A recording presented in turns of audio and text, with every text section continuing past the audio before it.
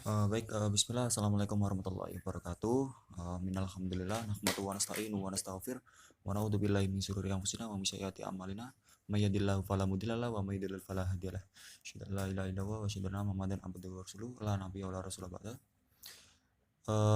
Kami dari kelompok 2 yang beranggotakan eh, Ahmad Khairuddin dan saya sendiri Barakawi Bisono yang ditugaskan untuk mereview jurnal yang berjudul The Role of Internal Audit in Governance of Zakat Institution in Malaysia, atau jika diterjemahkan yaitu peran audit internal dalam tata kelola lembaga zakat di Malaysia, yang ditulis oleh Suhaimi Ishak, Muhammad Naimin Muhammad Nur, Muhammad Salahuddin Sweep, Amirul Faiz Usman, dan Aram Al-Zafri saat.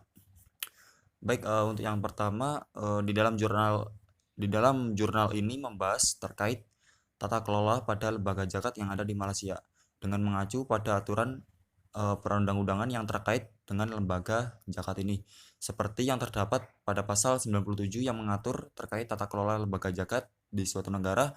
Seperti di Malaysia, administrasi dan pengelolaan zakat berada di bawah yurisdiksi atau hukum negara bagian sebagaimana diatur dalam konstitusi federal, yaitu pengelolaan zakatnya berada di bawah lembaga kaedah zakat atau disingkat LZNK. Dan di sini juga dijelaskan bahwa semua lembaga agama Islam dan lembaga zakat merupakan salah satunya dari 8 agama yang berhak menerima zakat, yaitu amil sebagaimana dinyatakan dalam Al-Quran surat At-Taubah ayat 60 yang artinya sesungguhnya zakat itu hanyalah untuk orang-orang fakir, orang miskin, amil zakat yang dilunakkan hatinya atau mu'alaf untuk memerdekakan hamba saya, untuk membebaskan orang yang berhutang, untuk jalan Allah, dan untuk orang yang sedang dalam perjalanan sebagai kewajiban dari Allah, dan Allah Maha Mengetahui lagi Maha Bijaksana. Oleh karena itu, sebagai lembaga yang menyelenggarakan dan mengelola zakat dalam jumlah besar memerlukan tata kelola yang baik. Dalam hal ini diperlukannya audit internal yang berperan dalam meninjau dan menyeimbangkan urusan lembaga, termasuk operasi yang ada di lembaga zakat yang ada di Malaysia. Selanjutnya yaitu internal audit. Menurut Ishak 2019, audit dibagi menjadi 2, yaitu audit internal dan audit eksternal. Audit internal di sini merupakan departemen atau divisi dalam organisasi itu sendiri, sedangkan audit eksternal merupakan entitas eksternal seperti kantor akuntan publik dan sebagainya.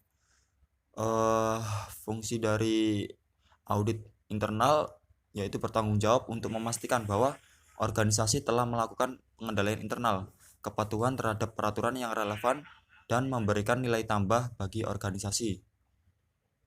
Baik audit laporan dari internal maupun eksternal, keduanya sama-sama dilaporkan kepada komite audit atau dewan direksi, kepada manajemen atau eksekutif. Di sini terlihat bahwa audit eksternal dan internal saling bergantung satu sama lain, sehingga auditor internal dapat mengurangi biaya dari audit eksternal, menurut Muhammad Madzain Subraiman dan Wan Yusuf pada tahun 2012.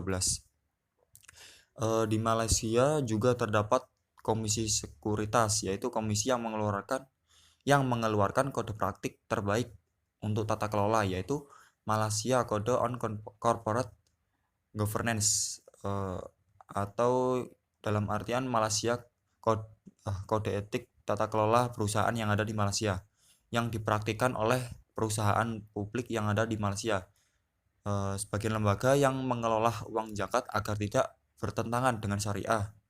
Dan MCCQ juga menguraikan tentang peran dan tanggung jawab audit internal untuk memastikan terkait tata kelola yang efektif dalam suatu organisasi. Lalu yang ketiga ada manajemen risiko. Manajemen risiko menurut COSO 2004 merupakan portofolio yang sedang disebutkan di dunia korporat saat ini.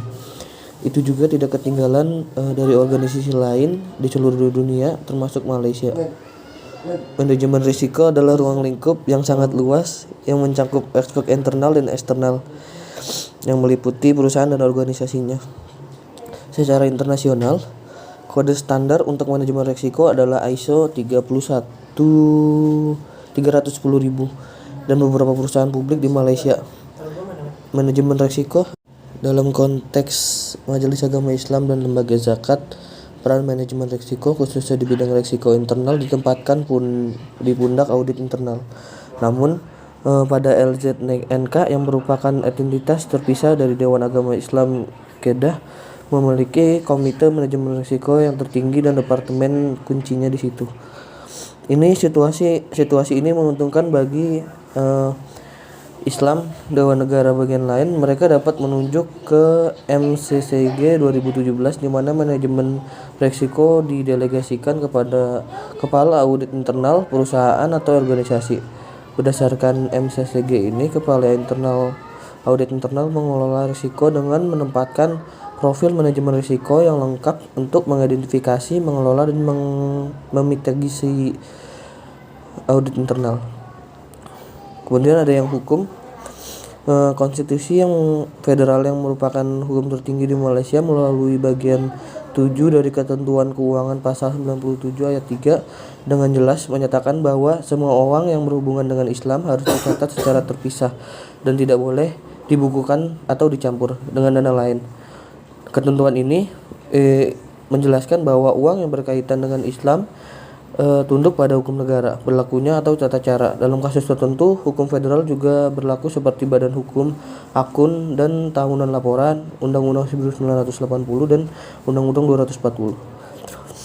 Hasil zakat fitrah, baitul mal atau keagamaan Islam, hasil tersebut harus dibayarkan ke dana dan tidak akan dibayarkan kecuali di bawah kewenangan hukum negara atau hukum federal. Sebagai kasus mungkin di mana berlaku bagian 7 dari Ketentuan Keuangan pasal 97 klausul 3 Konstitusi Federal 1957.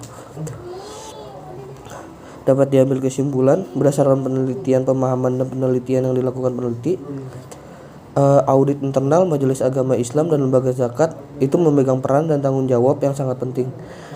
Departemen ini akan meninjau dan menyimbangkan semua hal-hal yang berkaitan dengan organisasi termasuk manajemen risiko. Pemerintah telah menjadi yang utama atas tanggung jawab untuk audit internal.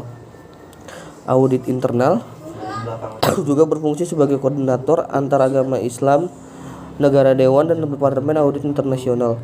Aspek keuangan dan investasi juga ditinjau oleh internal audit untuk memastikan mereka dalam kondisi yang baik dalam menjadikan Dewan Negara Islam dan lembaga zakat yang terbaik dalam hal-hal yang dikelola.